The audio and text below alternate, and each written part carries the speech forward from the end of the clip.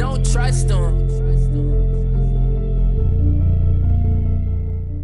It's completely unfair, and taxpayers all over the country, taxpayers that never took out a student loan. That's Republican Marjorie Taylor Greene complaining about Biden's student loan forgiveness plan. But wait for it, she herself was the recipient of over $180,000 worth of PPP loans forgiven by the federal government. PPP loans were given out during pandemic shutdowns to help businesses pay employees and stay afloat. Now, the White House is calling out hypocritical Republicans whose loans were forgiven for bashing Biden's plan to erase student loan debt for the middle class. Florida's Vern Buchanan went on Fox extolling the virtues of playing by the rules, saying again it's unfair to the people who paid off their loans. Only he himself had $2.3 million worth of PPP loans forgiven, and he's the 6th wealthiest member of Congress. Pennsylvania's Mike Kelly tweeted that asking plumbers and carpenters to pay off the loans of Wall Street advisors and lawyers isn't just unfair, it's also bad policy.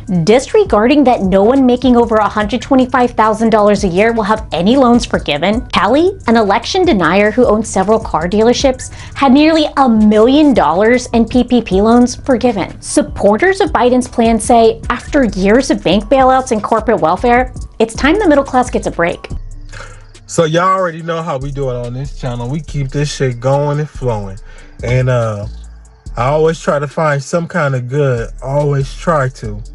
And this right here, this rescue, all I can say is it's amazing, because for the simple fact, something bad happened to some people and good came out of it at the end. Oh, back it up, back it up. A wild rescue caught on camera. It's so weak. I can't help him out, please. This father and son were catching lobsters near Boston when their boat started taking on water and sank, stranding them in the middle of the ocean. They had maybe got tangled up in some lobster traps, which killed their engines, and then either the current or the wind may have pushed them into some rocks. The dad had a life jacket, but the son had to cling to a life preserver and a blue cooler to stay afloat. They were cold. They looked very tired and weak. They were really struggling to keep their head above the water. Luckily, Boston Harbor police were not far away when they got the call about the sinking boat and were able to pull them both to safety. 1, 2, 3. No. All right, you all right?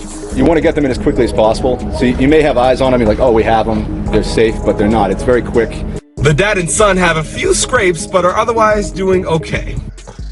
But as in all news, y'all already know, this shit is bad.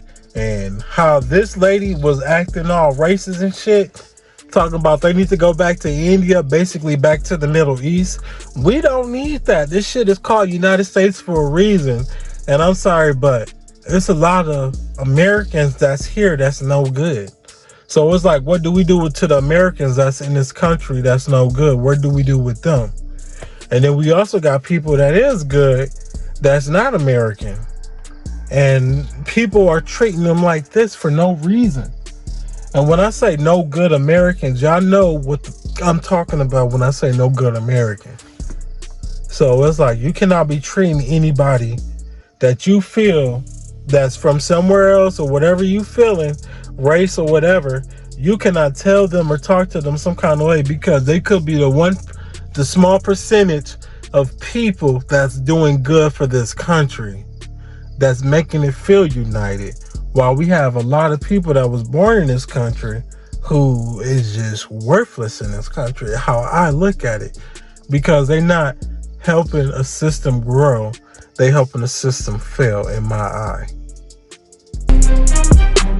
This video out of Texas is upsetting. It all took place outside this Dallas wine bar on Wednesday. A woman approaches a group of Indian American women in the parking lot and goes on a racist tirade. Go back to India. Why? We don't want you here. If they knew so great in your country, then stay there. The woman, who the group says was drunk, walks off, but quickly returns to attack the person filming. Come closer. One of the group members calls 911, and the harasser takes issue with being described as a white woman in a black dress. I'm Mexican. I'm Mexican.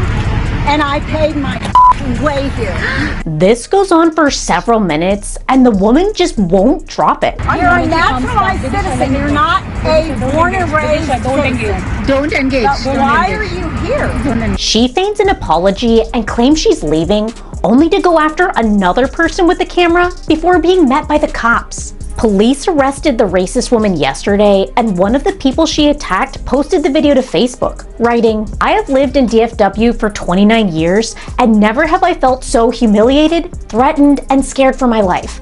Can't believe this is what America has become." The 58-year-old woman has been charged with assault and making terroristic threats, and the incident's being investigated as a possible hate crime.